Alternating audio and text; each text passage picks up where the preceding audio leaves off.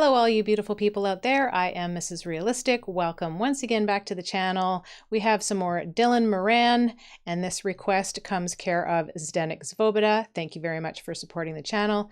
This is on American stupid people. Now, I do happen to live in America, but I am Canadian and lived the majority of my life there. So I think I have a pretty well-rounded view of the two countries. I'm looking forward to getting into some more comedy. If you like what I do, please don't forget to like and subscribe, drop a comment down below, click the bell for notifications so that you will always know when another video comes out. And if you would also like to do a donation request, there is a link to my PayPal in the description down below. Without further ado, let's get into it. And then, you know, where else? This is the new world, you know, and the other part of the new world is America. People think that's got a lot of promise. Still, even though we're all a bit funny about Americans now, a bit, I think the reason that happened, all that bad feeling about America, is apart from everything that they've done, it's because American stupid people sound stupider than every other kind of stupid person. Some people are just thick, but you put up with them. But Americans are annoying when they're thick, because they say, well, you know, if they're talking about one of those terrible incidents that happen every other day in America, they say, well, you know, I was there, and the guy came in, and he had, like, a gun, you know, and he was, like, shooting, and everybody else was totally dead. And you just, it sounds a little divorced from reality somehow. So I think that's why there's this ill feeling about the place sometimes, because of everything the administration has done. You know, it's like the really bad flatmate of the world. Oh, sorry, did I break all your shit? I didn't know it was yours. Now, this is from 2006, but I do find, just having, you know, lived in the US for almost 20 years now, when I lived in Canada, there's this same feeling about people in America, but those people who comment on it from Canada have never actually been to the States. I think this is also the case, like over in Europe and the UK. A lot of times they're going off of what they're seeing on the mainstream news, and they're not actually talking or interacting with actual Americans in America. So I think a lot of this can be hyperbole, but of course you need it for the comedy to work. So, you know, you take it with a little grain of salt, not reality 100% of the time. Yeah, I'll replace it sometime. With my stuff. And because it's the only remaining empire, of course. You had an empire once. Britain had a great empire. And impressively commandeered and sequestered from the rest of the world. With great style. You just marched in and said, you and you, fuck off, we're having tiffin. And everybody sort of went, oh, right, I'm gonna be off now, that's fine. And it took centuries for people to go, hang on a minute. We live here. The American style is totally different, far more insidious. This empire is run on a totally different basis. What America does is it has a nosy in some place, some war-torn, fucked-up place, and that looks for oil or chocolate or whatever it wants. And all the indigenous people obviously get pissed off, and they begin to meet. They begin to foment. They ring each other up and say, you, Habuwa, let's meet and foment at 6 o'clock. In the local bombed-out cafe, they gather round and they say, what are we I'm doing a pan-global accent, okay? It saves time, because America gets around a lot of places. And this represents poverty. Hey, listen. Hi. Haguga, listen. Haguga. What are we going to do about the fucking imperialistic Yankee big dog, huh? What are we going to do?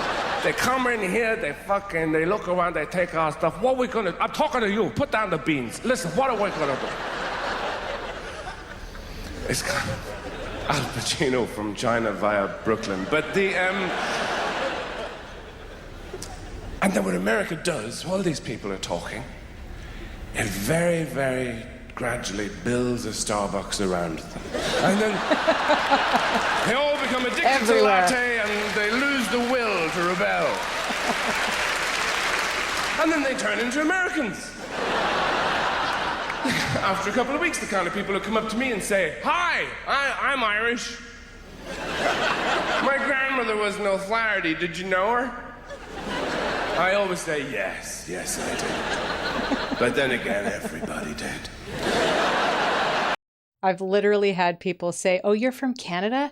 Do you know so-and-so?" This is a real conversation that I've had with people. Canada is bigger than the United States. There are less people, but more spread out. So I haven't lived in every province. I haven't lived in every city. And chances are I don't know Gary or Bill or Jennifer. For some reason, I think that, once again, people from the US who have not been to Canada don't realize that it's not just a village. Now, that's a particular kind of American, obviously, the kind of Americans you see in Europe, who often, for some reason, seem to be very generously proportioned. And you see them in museums, blocking up the exhibits, going, "What is this? Can we eat it? Where are we? Can we pee here?" And yet, when you go to America, you see that it's a very, very, because it's so competitive and everything, people are ultra fashionable and very thin, really. I think the Americans you see in Europe are all the ones who stay in their apartments, get food piped in, and then they're just shipped out to Europe. But the ones over there, you see these amazing-looking people. They don't look real at all, these incredibly exiguous women. You know those people who look like they can't support the weight of their own teeth in their head?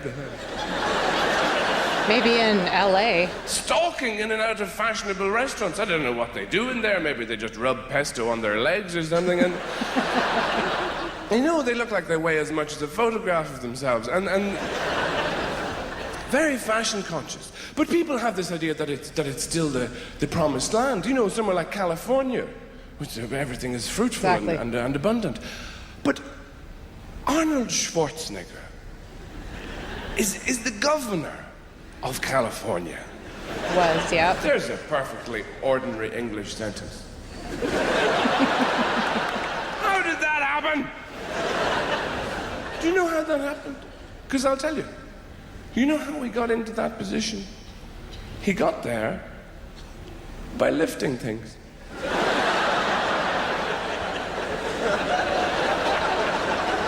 Now, you and me, we avoid lifting things.